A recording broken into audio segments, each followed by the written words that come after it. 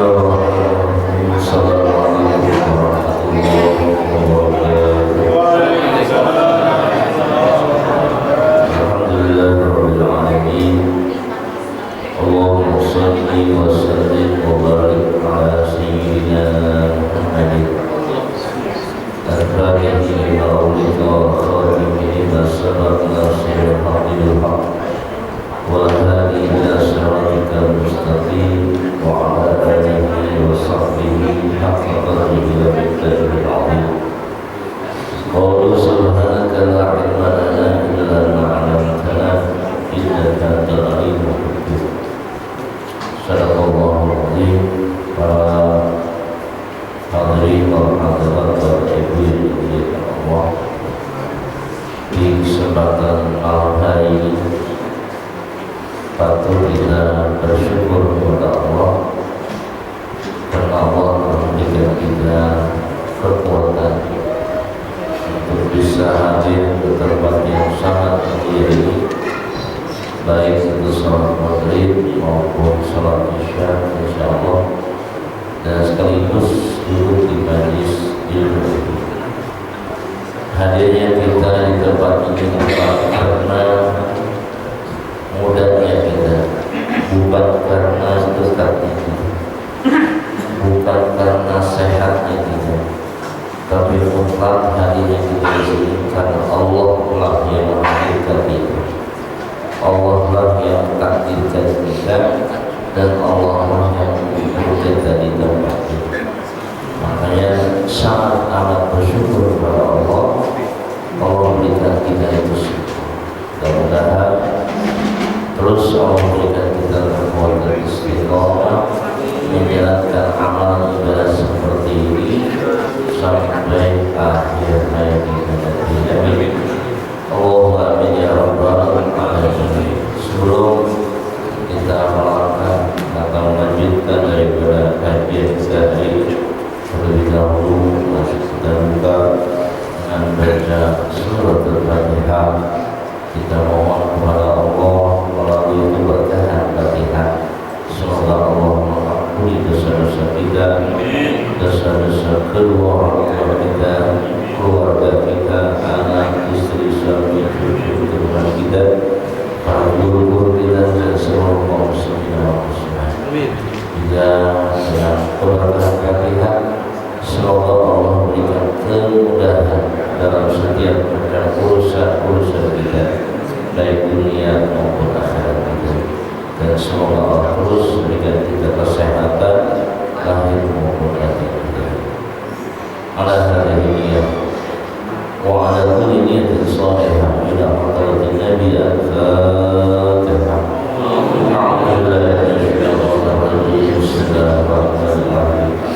Alhamdulillahirabbil alamin. Ar-Rahmanir Rahim, Maliki yaumiddin. Iyyaka na'budu wa iyyaka nasta'in. Ihdinas siratal mustaqim. Shiratal ladzina an'amta 'alaihim ghairil maghdubi 'alaihim waladdallin. Amin. Bismillahirrahmanirrahim. Wa banaina, dan telah kami bangun mauqakum di atas kalian sab'an 7, maksudnya 7 langit, sab'an samawat, sidadan yang kokoh. Lafaz sidadan jamak dari lafaz syadidan yang kuat, yang kokoh. Wa ja'alna sirajan, dan telah kami jadikan sirajan lampu penerang, wahanya yang terang benderang. Wa anzalna, dan telah menurunkan kami minal mu'syirati, dari awan atau meter, awan sahab, ma'an air hujan, sajanya yang deras turun, linukhrija bihi, supaya kami mengeluarkan mengeluarkan, menumbuhkan bihi dengan air hujan itu habban biji-bijian wa nabatan dan tumbuh-tumbuhan wa jannatin dan kebun-kebun al-qamar yang subur. Inna yawmal fasl. Hadirin hadirat Bapak Ibu yang dimuliakan Allah Subhanahu wa taala, ayat 12 sampai dengan ayat 15 masih menjelaskan tentang kekuasaan Allah yang merupakan menjadi suatu dalil atas kegagahan Allah dan kekuasaan Allah dan kemuliaan Allah, di mana ayat sebelumnya Allah telah menjelaskan tentang beberapa ciptaannya, yang itu pun merupakan sebuah dalil bahwa Allah yang Maha Kuasa, karena banyak manusia yang tidak percaya dengan kekuasaan Allah. Bahkan ada yang sampai sama sekali tidak percaya dengan kekuasaan Allah. Seperti ayat yang pertama kita bahas, amma yatasa'alu. Mereka ini saling bertanya tentang apa yang dijelaskan oleh Nabi. Ternyata yang dijelaskan oleh Nabi adalah anil nabail azim, tentang berita atau cerita yang sangat besar. Nah, cerita yang besar itu apa? Oleh sebagian ahli tafsir adalah Al-Quran. Itu berita yang sangat besar. Sebagian tafsir lagi mengatakan anil nabail azim itu adalah berita-berita cerita tentang kekuasaan Allah, agar manusia ini lebih percaya kepada Allah Subhanahu wa taala. Maka dalil pertama, alam naj'al al bihada. Bukankah aku telah menjadikan bumi ini yang dihamparkan kemudian dimanfaatkan oleh manusia. Kemudian wal jibala autada, bukankah Allah telah menciptakan gunung yang gunung itu dijadikan sebagai paku bumi. Kemudian wa khalaqnakum azwaja, bukankah aku telah menciptakan perjodohan. Bahkan wa ja'alna naumakum subata, bukankah aku yang telah menjadikan tidur itu sebagai tempat sarana ibadah, sarana istirahat. Wa ja'alna laila libasa, bukankah aku telah menjadikan malam sebagai pakaian manusia. Wa ja'alna nahara ma'asya, bukankah kami telah menjadikan siang sebagai sarana waktu untuk mencari maisha. Itu semua yang menciptakannya adalah Allah Subhanahu wa taala. Semestinya seluruh yang namanya manusia percaya, yakin kepada Allah, karena Allah telah membuktikan kekuasaan-kekuasaannya. Tapi tetap yang namanya manusia tidak langsung yakin percaya kepada Allah. Masih saja manusia tidak mau beriman kepada Allah, padahal Allah sudah berikan bukti-bukti kekuasaan-kekuasaannya. Nah, sekarang ditambah lagi, kalau masih ada lagi manusia yang tidak mau iman kepada Allah, padahal Allah sudah berikan berbagai macam kelebihan-kelebihannya, masihkah ada yang masih menentang Allah, menjauhi Allah, mengkufurkan Allah? Ingat, wa ja'alna wa banaina fawqakum sab'an shidada, kata Allah, aku telah membangun di atas kepala kalian ada namanya sab'an shidada. Maksud sab'an itu tujuh apa? 7 langit. 7 langit di atas kalian, shidada, yang langit itu kokoh, kuat. Itu merupakan dalil kekuasaan Allah. Buat orang yang masih nggak percaya kepada Allah, buat orang yang masih nggak mau iman kepada Allah, ingat tuh, di atas kepala kalian ada langit. 7 langitnya, siapa itu yang membangun langit kalau bukan Allah? Ayo kalian iman kepada Allah, ayo kalian nurut taat kepada Allah, karena Allah sudah bangun itu langit yang begitu kokohnya langit, begitu gagahnya langit, begitu tebalnya langit. Allah itu yang menciptakan. Emang siapa? Bahasa kasarnya seperti itu. Coba seandainya Allah tidak ciptakan langit, maka tidak ada kehidupan. Kalian pun manusia tidak akan bisa hidup tanpa adanya langit. Allah ciptakan langit yang begitu hebat, luasnya, gagahnya, tebalnya, dan bahkan jumlahnya sampai 7 langit. Yang sering saya jelaskan dalam mentafsirkan ayat surat Al-Mulk, alladzi khalaqa sab'a samawati tibaqa. Kan ada tuh dalam surat Al-Mulk, alladzi khalaqa sab'a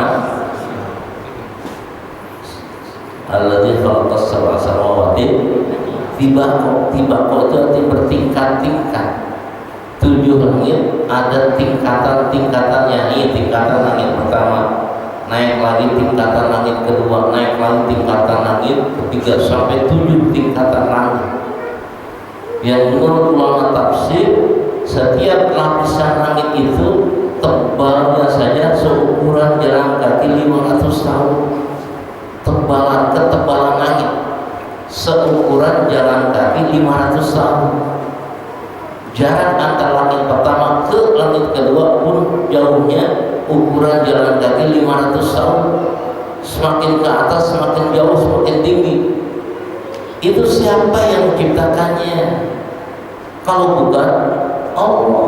Masih juga nggak percaya kepada Allah, masih juga nggak beriman kepada Allah. Sudah Allah buktikan kekuasaan-kekuasaan. Kalau bahasa kasarnya, mau iman kepada siapa lagi kalian manusia? Walaina fawqakum sab'an shidad.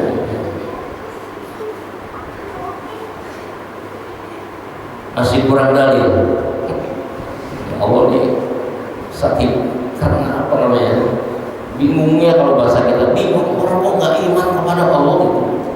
Allah sudah kasih berbagai macam nikmat, masih juga nggak beriman, masih juga nggak percaya kepada Allah. Sudah begitu banyak dalilnya dan nyata dalilnya Allah. Allah itu bukan ngomong doang bahasanya, Allah buktikan bicaranya. Kata Allah, aku ciptakan bumi, buminya ada, bukan asal ngomong. Aku ciptakan siang-siangnya, bukti. Kata Allah, aku ciptakan malam-malamnya, ada buktinya malam. Aku ciptakan langit, ada langitnya. Mana masih gak percaya dengan omongan Allah, dan masih juga tidak mau beriman kepada Allah, masih butuh dalil lagi, masih kurang percaya lagi. Kata Allah, oke, kalau gitu. Oke. Allah nggak bilang oke. Allah nggak bilang oke, kan? Biar percaya aja, biar arti maksudnya. Jadi kita juga kadang-kadang gemes gitu ya. Gemes ada orang di dunia udah dikasih apa-apa sama Allah, nggak mau iman gitu, nggak mau ibadah, nggak mau taat, nggak mau nurut, nggak mau sampai. Kenapa? Apa alasannya? Jadi gemes lihatnya kalau lihat kayak gitu. Allah pun sama, udah dikasih berbagai macam dalil, masih juga nggak mau iman. Kurang masih dalilnya. Kata Allah, wa ja'alna sirajan wahida. Ingat tuh, juga di langit ada apa? Sirajan. Sirajan itu namanya lampu penerang. Sirajan wahida, lampu yang sangat terang cahayanya. Apa namanya? Matahari. Kata Allah, tuh aku bilang aku ciptakan matahari, yang mana dengan adanya sinar matahari itu akan menjadi bahan kebutuhan manusia. Tanpa matahari tidak ada kehidupan. Kita bisa hidup karena ada sinar matahari. Seandainya Allah nggak ciptakan matahari, dia nggak ada bumi, nggak ada kita, nggak ada manusia, nggak hidup. Manusia makhluk yang lain akan hidup tanpa sinar matahari. Dengan adanya matahari menyinari kita semua, jadilah ada kehidupan. Ya kalau nggak ada matahari kan gelap berarti. Kalau nggak ada matahari berarti gelap. Mau jalan kemana kita nyari matahari? Sinar matahari mahal. Bahkan bisa jadi badan usaha. Orang kalau pintar otaknya, cerdas itu sinar matahari jadi kaya, dijadikan usaha. Kalau yang cerdas otaknya, ya kalau kita makan paling sekedar untuk jemur pakaian, manfaatin matahari itu sekedar untuk ngeringin pakaian. Coba kalau orang yang otaknya jalan, gimana sinar matahari? Biar jadi tenaga listrik. Jadi dia bikin alat, ternyata di sinar matahari ada tenaga surya, bikin jadi cahaya. Otaknya jalan, mikir sama sono. Kita mau itu segitu aja udah. Sekalian. Jadi usaha, jadi punya duit gara-gara ada sinar matahari. Nanti kita naik motor nggak perlu pakai bensin, nggak perlu pakai solar, pakai apa? Pakai tenaga listrik, tenaga tata surya, pakai sinar matahari. Naiknya siang doang.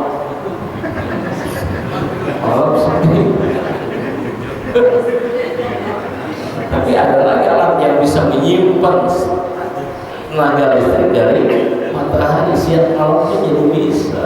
Nah itu yang di jalan tol matahari, tapi lampunya dari mana? Dari sinar matahari, malam terang, bisa menyimpan listrik. Kita nanti nggak usah beli bensin. Nanti kan bisa aja movie kan. Dulu nggak ada, kita berpikiran ada sekarang kendaraan pakai tenaga listrik. Sekarang udah ada. Masa iya sih nggak pakai bensin? Dulu kan begitu. Karena ada ternyata, cukup dicolokin listrik bisa jalan. Terus kita lebih efisien.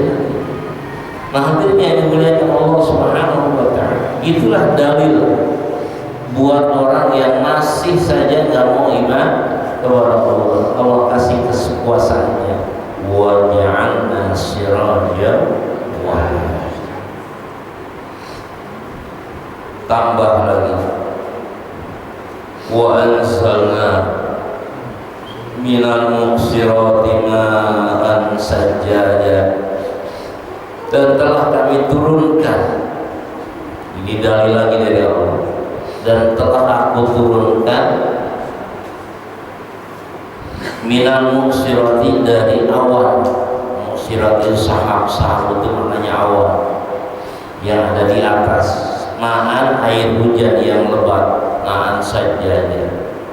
Jadi kekuasaan Allah yang berikutnya adalah Allah telah menciptakan namanya hujan. Hujan itu turunnya dari atas, bukan dari langit. Dari atas. Atasnya mana? Bahannya air hujan adalah awan. Jadi bukan dari langit. Kalau langit mah kejauhan, ketinggian, sampainya di mana ke bumi ini. Kalau seandainya hujan turunnya dari langit, sampai ke buminya kapan? Habis dulu. Makanya turunnya bukan dari langit, dari awan. Kalau awan kan kelihatan. Itulah awan yang menggumpal, ditiup sama angin, akhirnya lama-lama jatuh ke bumi jadi air. Awannya menggumpal seperti es, gumpalan. Awan menggumpal, ditiup sama angin, sus turun, akhirnya menjadi air. Itulah disebut hujan. Makanya kalau kita naik pesawat, kadang-kadang tuh sampai nabrak awan. Benar itu, awan ditabrak. Maka kita naik pesawat, oh itu awan ditabrak sama. Berarti ada awan itu. dan itu bahan air, bahan hujan. Itulah kekuasaan Allah. Allah menjadikan air hujan itu asalnya dari awal, dan setelah Allah turunkan ke bumi ini, linukhrija bihi habban wa nabata, aku telah tumbuhkan melalui asbab air hujan apa? Habban, tumbuhlah macam-macam biji-bijian, wa nabatan, tumbuh-tumbuhan. Gara-gara Allah turunkan air hujan, akhirnya banyak tumbuh-tumbuhan yang tumbuh asbab air hujan. Petani nanam jagung, tumbuh biji jagung jadi pohon jagung. Nanam biji kacang jadi tumbuh gara-gara ada air hujan. Nanam pohon apapun, apalagi letaknya di Indonesia atau apalagi letaknya di daerah Bogor kita nih, mau nanam apa juga tumbuh, karena tanah yang paling subur itu negara Indonesia, terutama Bogor, disebut kota hujan.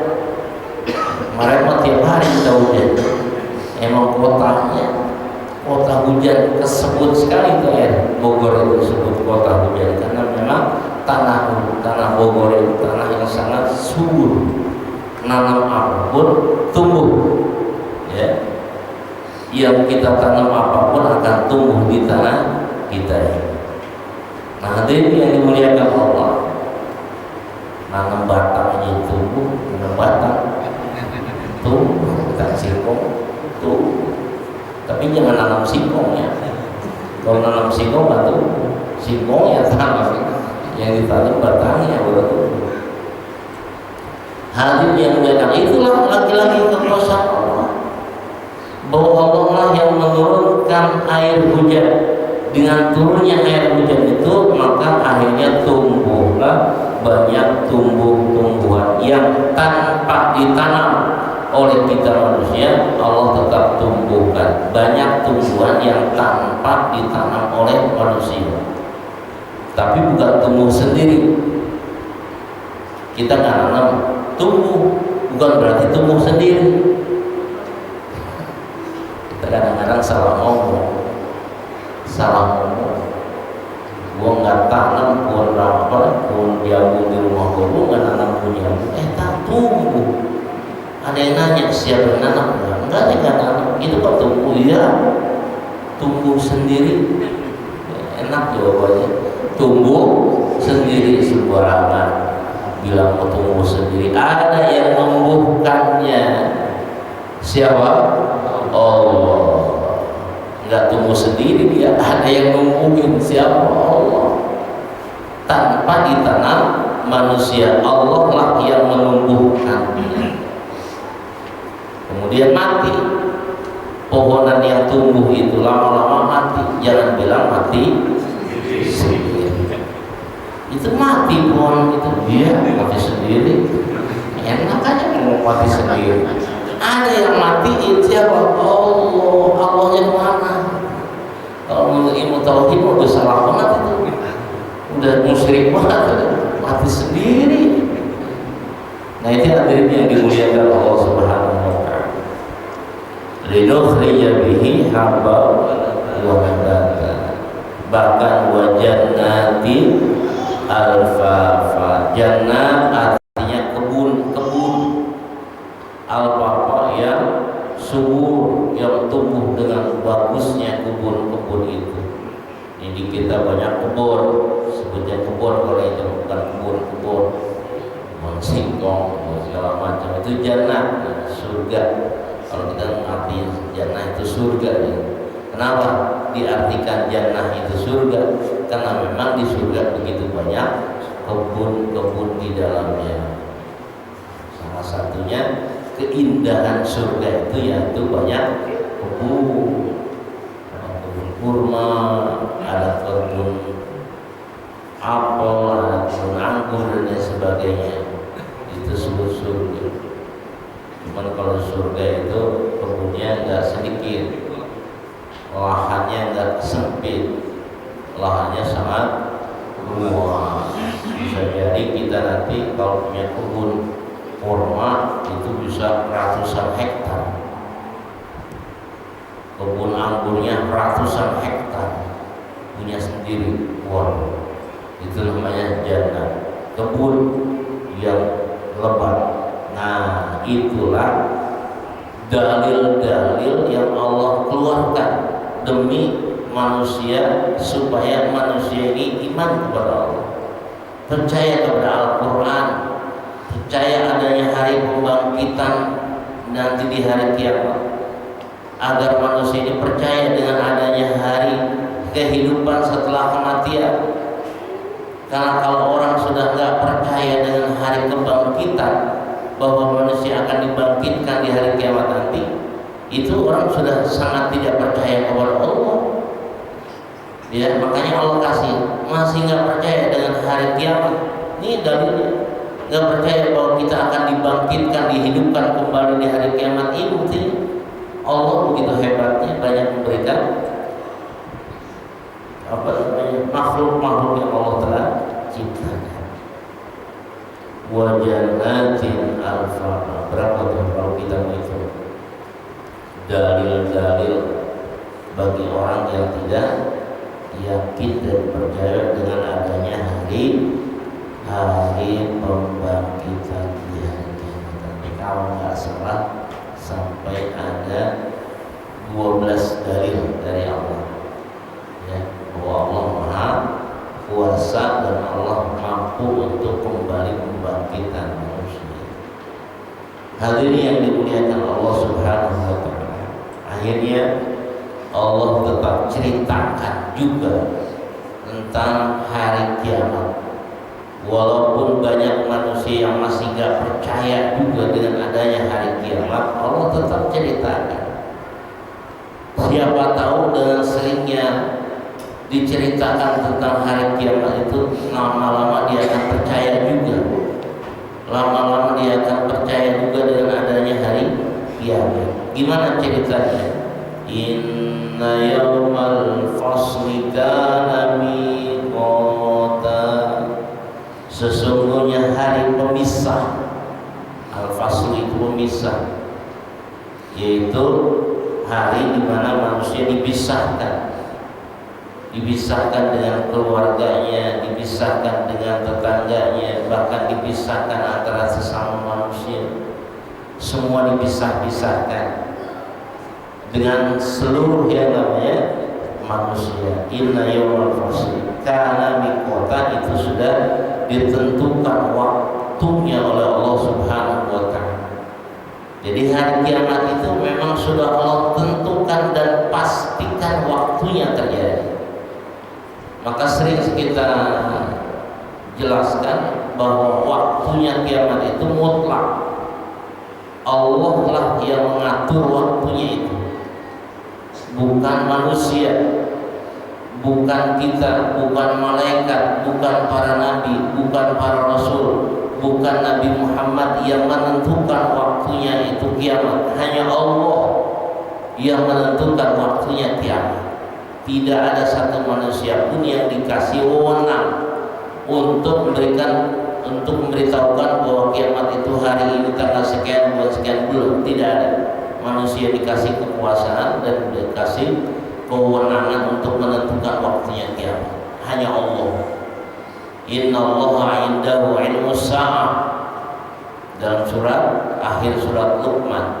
Hanya di sisi Allah lah ilmu sa'ah, tentang pengetahuan kiamat. Jadi mutlak, ini semua adalah rahasia Allah. Hanya Allah yang menentukan waktunya. Jadi kita gimana sekarang? Nggak perlu dan nggak usah pikirin waktunya kiamat. Jangan kita pikirin ini kiamat kapan ya. Nggak usah dipikirin kiamat waktunya. Udah ada yang menentukannya. Ngapain dipikirin? Bukan urusan kita, bukan kerjaan kita.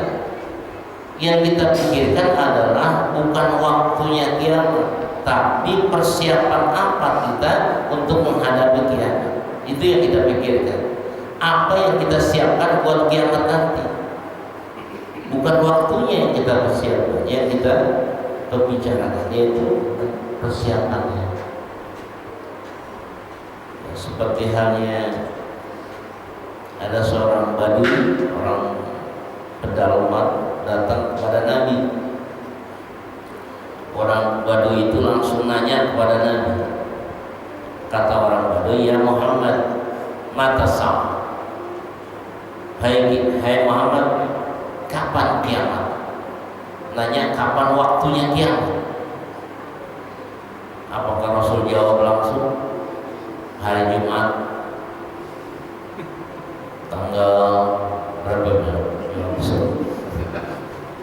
2023. Apa Rasul jawab begitu? Enggak. Rasul ditanya waktu kiamat itu malah jawabannya balik bertanya.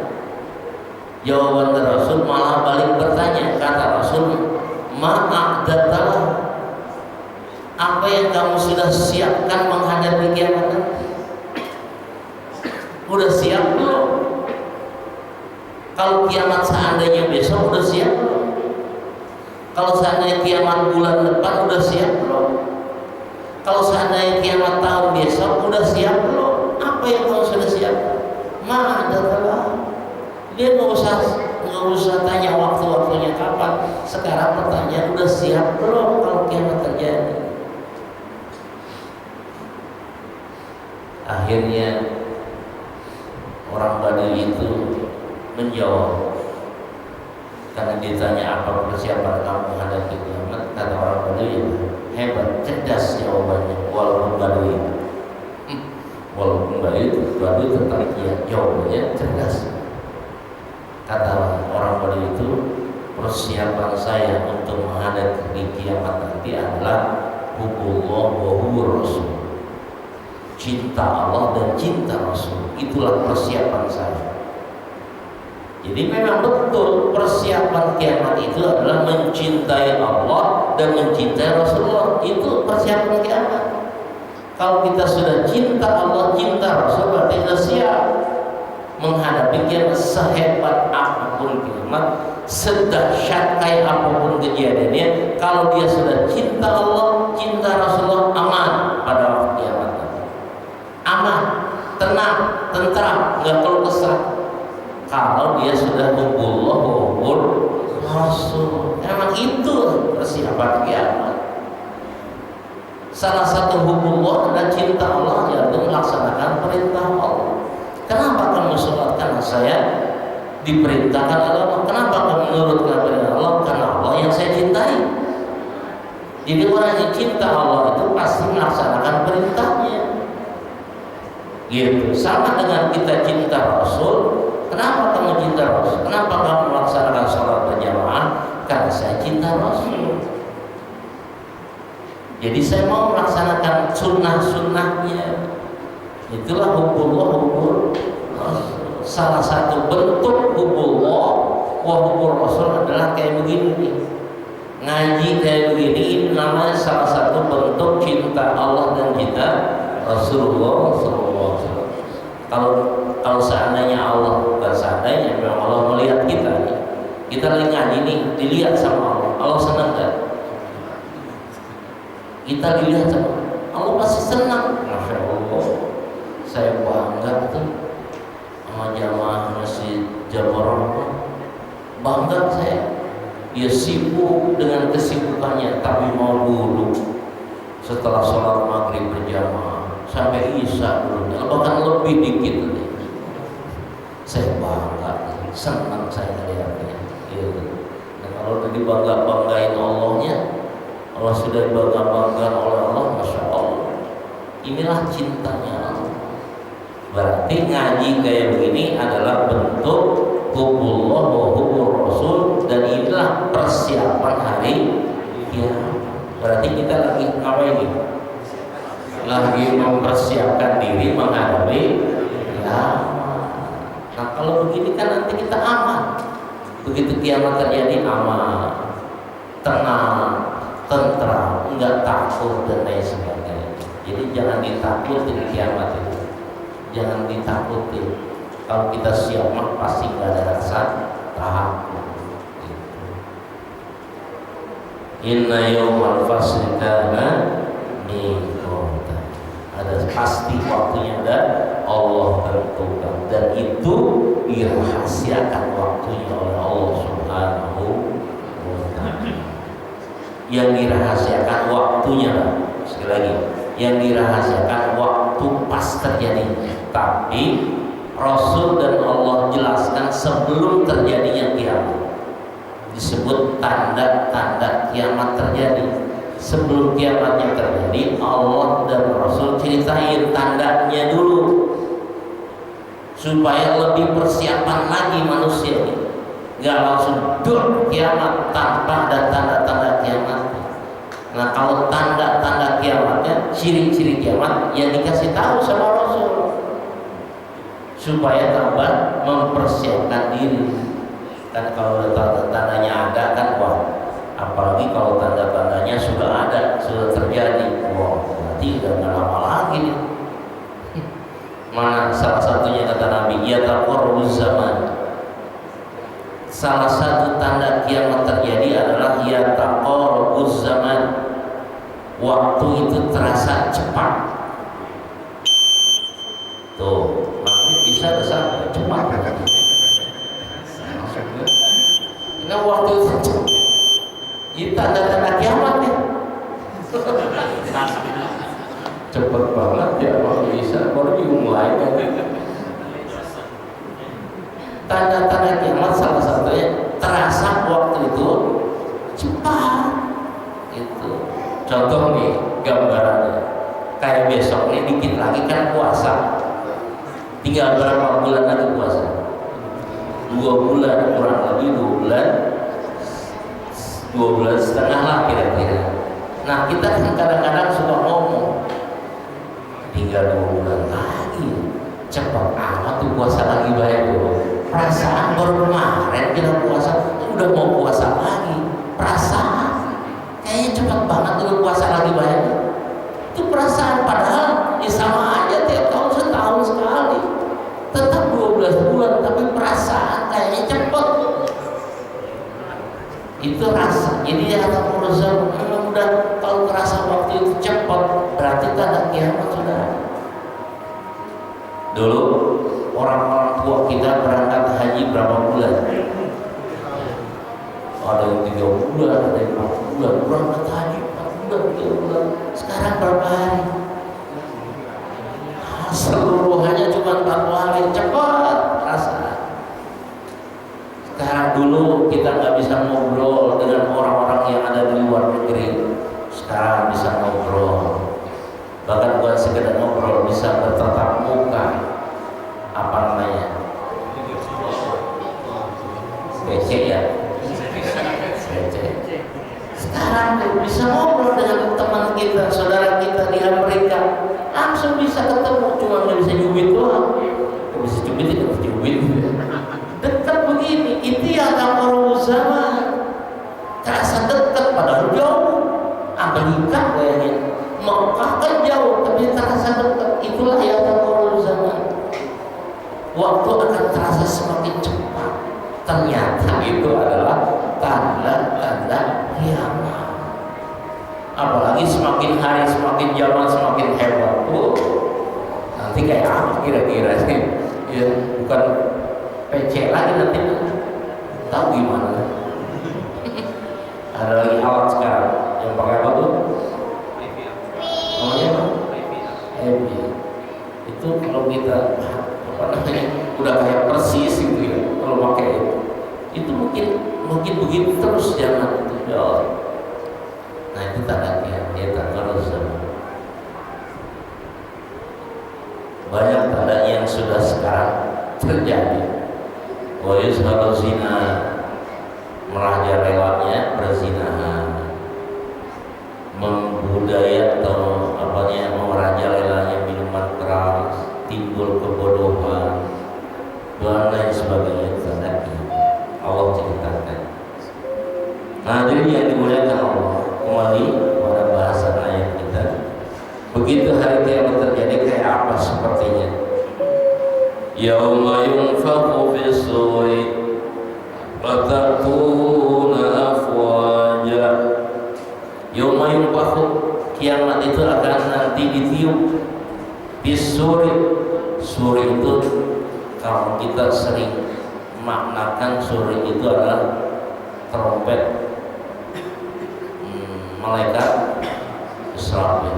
Tapi kalau trompet kayaknya bahasanya kecil banget. Trompet yang lebih kasar, lebih gagah lagi banyak suri. Sangkakala, agak sereman gitu. Ya, kalau sangkakala serem, kalau trompet trompet.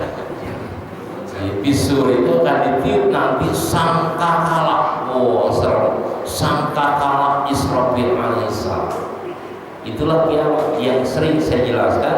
Ternyata malaikat Israfil itu menjalankan tugasnya niup sangkakalanya cuma 2 kali.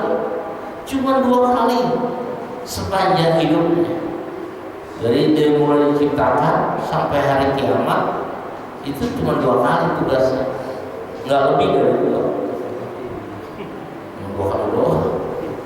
Kalau kita capek banget hidup lama banget cuma 2 kali doang ya. Yang pertama, tiupan pertama apa? Fungsinya menghancurkan dan mematikan semua makhluk. Dengan tiupan sekali mati semua makhluk hidup ini dan hancur semua. Gunung hancur, langit hancur, matahari semua hancur dengan tiupan yang pertama itu.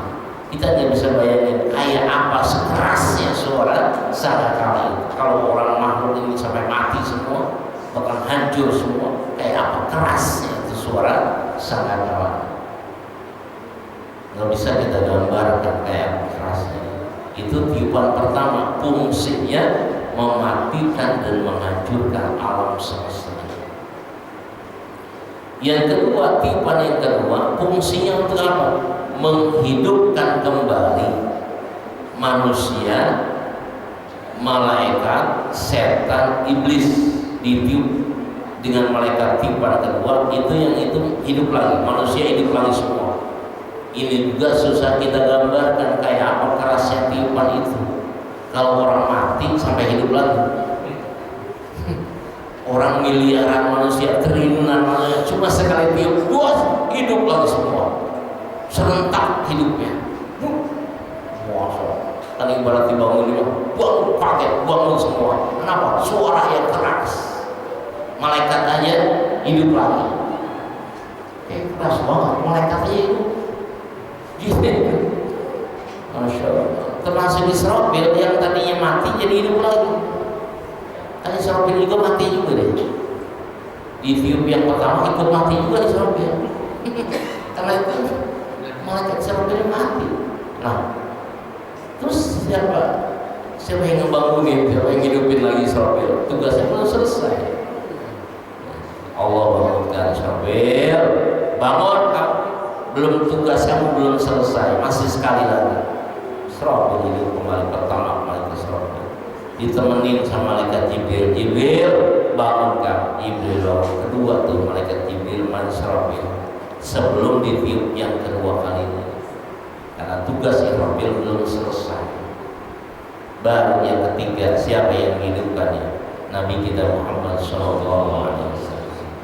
Jadi Nabi kita ini nggak melalui tiupan sangkakala dihidupkan kembali, melalui malaikat Jibril dan malaikat Israfil. Ya Muhammad, kata malaikat kedua, hai Muhammad bangun. Gitu bangun, kaget langsung. Alam sudah tidak kelihatan apa-apa, kosong sepi. Apa yang pertama ditanyakan oleh Rasulullah? Aina ummati, aina ummati, aina ummati. Mana umat saya? Di mana umat saya? Di mana umat saya? Yang ditanyakan pertama oleh Rasul adalah umatnya. Berarti betapa cintanya Rasul kepada umatnya. Tandanya yang pertama ditanyain adalah umat, bukan keluarganya, bukan istrinya, bukan anaknya, tapi yang pertama ditanyain umatnya. Karena sangat cintanya Rasul kepada umatnya. Baru tiup jelas tiupan yang kedua. Jaraknya tiupan pertama ke tiupan kedua makan waktu 40 tahun baru ditiup yang kedua kalinya. Disebut wa yauma yunfakhu bis-suri fatatuna afwajan. Akhirnya manusia afwajan, tatuna afwajan, berdatangan, dikembalikan hidup dengan afwajan, itu berombong-ombongan, kumpul. Dan berikutnya cerita kiamat itu wa futihatis sama'u fakanat abwaaba, pintu-pintu langit akan dibukakan oleh Allah dan gunung-gunung pun akan diberjalankan sepertinya mata patah morgana adalah saroba. Itulah kejadian ketika nanti terjadi hari kiamat. Maka hadirin yang dimuliakan Allah Subhanahu wa Ta'ala, kita nih lagi-lagi manusia yang kita punya keyakinan bahwa kita hidup di dunia ini hanya sebentar saja. Waktu kita di dunia sangat singkat, bahkan sangat sebentar sekali. Apalagi kalau dibandingkan dengan kehidupan akhirat. Ada yang ngitung, kalau dibandingkan hidup di dunia dengan kehidupan di akhirat, di dunia ini kalau seandainya kita dikasih umur 60 tahun, itu kalau dibandingkan dengan kehidupan akhirat hanya 2 jam setengah. 60 tahun sama dengan 2 jam setengah. Kalau kita umur 60 tahun dibandingkan dengan kehidupan akhirat cuma 2 jam setengah di dunia itu. Sangat cepat, sangat singkatnya. Hidup yang selamanya yaitu tentu hidupan di akhirat. Namun kehidupan akhirat tergantung daripada kehidupan sekarang di dunia. Jadi apa artinya? Kalau kita memang di akhirat pengen bahagia, pengen senang, pengen selamat, yaitu hidup yang singkat di dunia ini manfaatkan betul oleh manusia itu dengan membekali diri untuk kehidupan kelak di akhirat. Apa bekalnya hidup di akhirat? Tidak ada lain, hubbullah wa hubbur rasul. Jalankan iman dan jalankan amal soleh. Insya Allah itu akan jadi bekal kehidupan kita manusia nanti di akhirat. Kalau kita mati bawa iman, bawa amal soleh, maka akan bahagia kita di akhirat. Tapi sebaliknya, mati nggak bawa iman, mati nggak bawa amal soleh, maka cilaka kita di akhirat selama-lamanya cilaka. Mudah-mudahan dengan beberapa ayat yang kita bahas ini menjadi motivasi bagi kita, sehingga kita semakin semangat untuk lebih meningkatkan ibadah kita kepada Allah, lebih semangat meningkatkan iman kita kepada Allah, lebih yakin lagi dengan janji-janji Allah, dan akhirnya kita jadikan hamba-hamba Allah yang dijadikan sebagai orang yang mendapatkan kesenangan, kebahagiaan dunia dan akhirat. Amin. Allahumma amin ya rabbal alamin. Allahumma hamna bil Qur'an waj'alhu lana imaman wa nuran wa hudan wa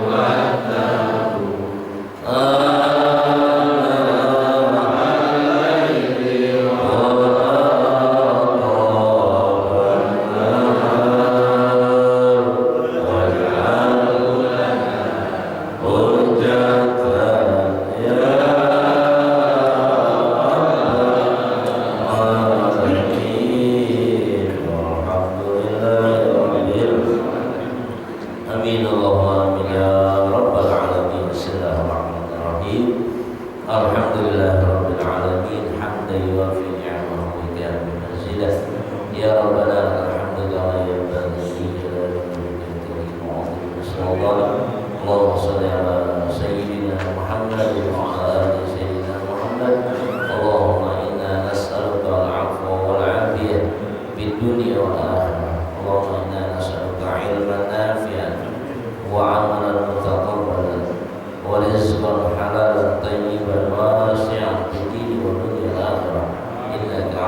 شيء قدير. اللهم انفعنا بما علمتنا وعلمنا ما ينفعنا وزدنا علما والحمد لله على كل حال. اللهم يا الله يا الله يا رحمن يا رحيم ya Tawwab ya Ghafur, semua yang hadir di masjid ini ya Allah, ampunilah dosa-dosa kami. Amin. Maafkan semua kesalahan-kesalahan kami ya Allah. Ampunilah dosa-dosa kedua orang tua kami, baik yang masih hidup atau yang sudah wafat, keluarga kami, adik-adik kakak kami, semua paman bibi kami, nenek kakek kami, guru-guru kami semua ya Allah, ampuni kesalahan dan dosa-dosanya. Ya Allah, telah kami membacakan beberapa ayat Al-Quran di tempat ini. Semoga apa yang kami dengar, apa yang kami baca, apa yang kami pelajari menjadi ilmu bagi kami ya Allah. Sehingga dengan ilmu yang telah kami ketahui, kami tambah dekat kepada-Mu ya Allah. Semakin cinta kami kepada-Mu ya Allah, semakin cinta kami kepada Rasul-Mu ya Allah, semakin taat kami kepada-Mu ya Allah, semakin taat kami kepada Rasul-Mu ya Allah, sehingga Kau selamatkan kami ya Allah, sehingga Kau bahagiakan kami ya Allah, sehingga Kau sukseskan kami ya Allah, dunia wal akhirah. Rabbana atina fid dunya hasanah wa fil akhirati hasanah wa qina adzabannar. Wa sallallahu ala sayyidina Muhammadin wa ala alihi wa sahbihi wasallam. Subhana rabbika rabbil izzati amma yasifun wa salamun alal mursalin walhamdulillahi rabbil alamin. Subhanallah wa bihamdihi asyhadu an la ilaha illa anta astaghfiruka wa atubu ilaik. Assalamualaikum